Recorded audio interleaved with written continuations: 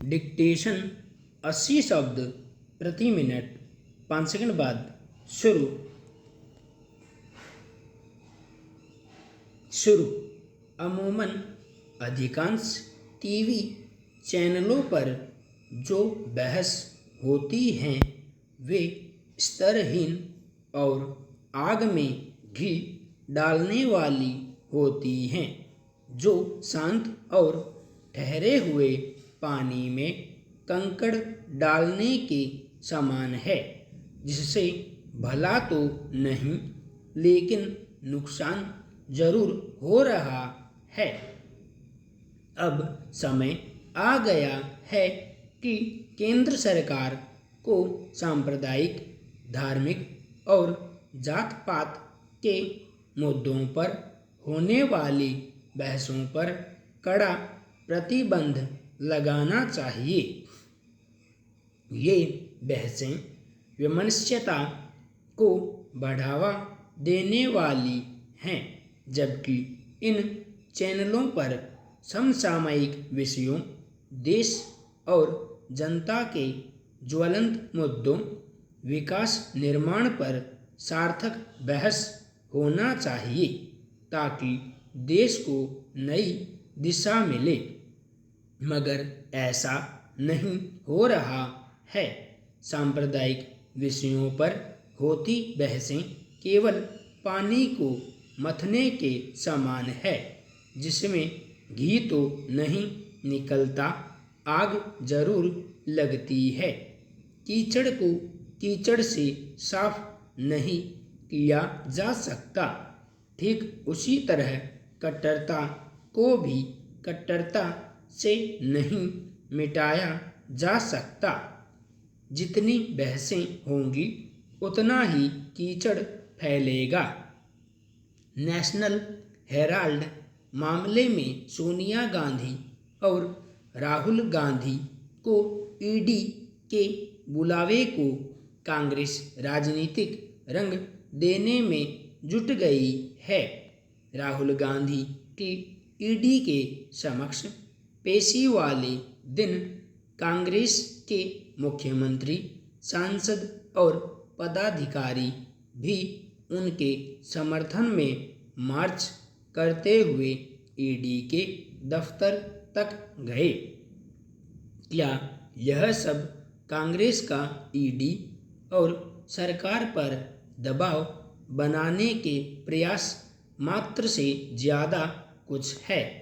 अगर राहुल और सोनिया गांधी ने कुछ गलत नहीं किया है तो ये लोग ईडी के प्रश्नों के जवाब देने और अपने पक्ष में सबूत देने के बजाय सियासी प्रदर्शन क्यों कर रहे हैं? क्या कांग्रेस और उसके नेताओं को संवैधानिक संस्थाओं और भारतीय न्याय प्रणाली पर भरोसा नहीं है? कांग्रेस की इस मुद्दे पर रणनीति देखकर तो लगता है कि कांग्रेस के शीर्ष नेतृत्व की अपने पक्ष में सबूत पेश करने और जांच में सहयोग करने के बजाय इस बात में दिलचस्पी ज़्यादा है कि जनता को दिखाया जाए कि सरकार केंद्रीय एजेंसियों का गलत इस्तेमाल कर रही है। मगर जनता कांग्रेस की पूछताछ बनाम सियासी प्रदर्शन की रणनीति को समझ चुकी है। पंजाब में भूजल स्तर गिर रहा है। अगर गंभीरता नहीं दिखाई गई तो यहाँ भी रेगिस्तानों की संख्या बढ़ जाएगी। इसी मकसद से पंजाब सरकार ने प्रदेश में किसानों को कहा है कि वे धान की सीधी बिजाई करें। सीधी बिजाई करने वाले किसान को प्रति एकड़ 1500 रुपये की वित्तीय सहायता देने का भी ऐलान किया है। इस तरह बिजाई से खेतों में हर वक्त पानी बनाए रखने की ज़रूरत नहीं होती है। सरकार के इस फैसले से कितना पानी बचेगा या सरकार इसके लिए किसानों की कैसे मदद करेगी, यह तो आने वाला समय ही बताएगा। देश में जहां भूगर्भी जल स्तर में भारी गिरावट आ रही है, वहां कुछ फसलों का उत्पादन बंद कर देना या फसल चक्र में परिवर्तन करना चाहिए और कृषि वैज्ञानिकों को इसके लिए कुछ उपाय निकालना चाहिए ताकि देश में जल संकट की समस्या ज़्यादा विकराल न हो। पर सवाल है कि देश के जिन राज्यों में भूजल स्तर बहुत गिरता जा रहा है, क्या यहाँ किसान धान की खेती करना बंद कर दें, क्योंकि इस फसल के लिए पानी की बहुत ज़्यादा ज़रूरत होती है। अगर भविष्य में देश के और क्षेत्र भूगर्भी जल स्तर के गिरने की गिनती में आ गए तो क्या अन्य उन फसलों के उत्पादन पर रोक लगानी पड़ जाएगी जिनके लिए पानी की बहुत ज़रूरत होती है।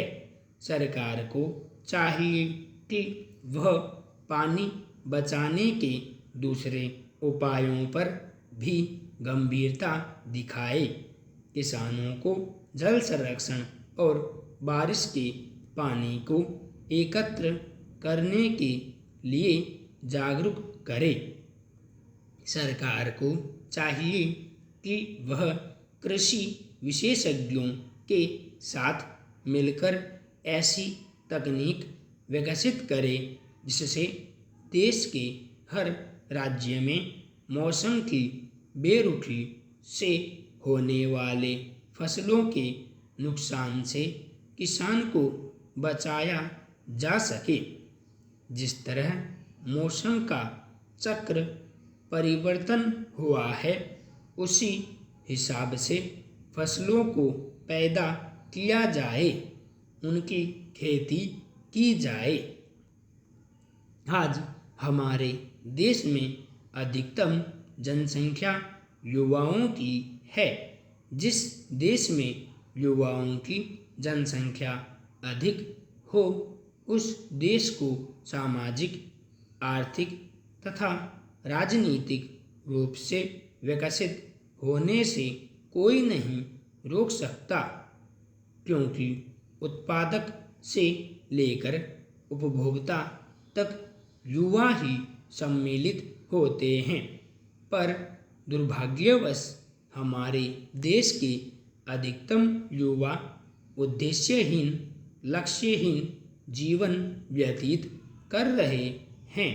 गांव के चौराहों से लेकर शहर के पार्क में बैठे युवा या तो सिगरेट पी रहे हैं या लड़कियों को छेड़ने या इंटरनेट आदि में अपना पूरा दिन बिता रहे होते हैं। यही कारण है कि हमारे देश के कुछ कट्टरपंथी लोग ऐसे ही युवाओं के सहारे देश में उत्पात मचा रहे हैं।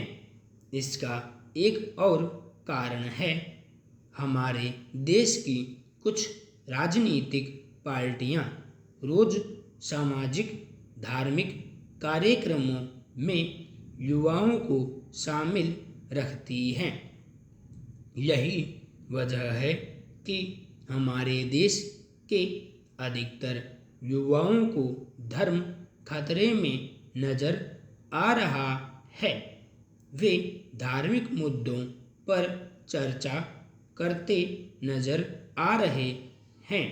अगर इस तरह की घृणित, भ्रमित चर्चाएं तथाकथित धार्मिक पाखंडों को आम बहसों से दूर नहीं किया गया तो हमारा भविष्य अंधकार में चला जाएगा। संपूर्ण विराम।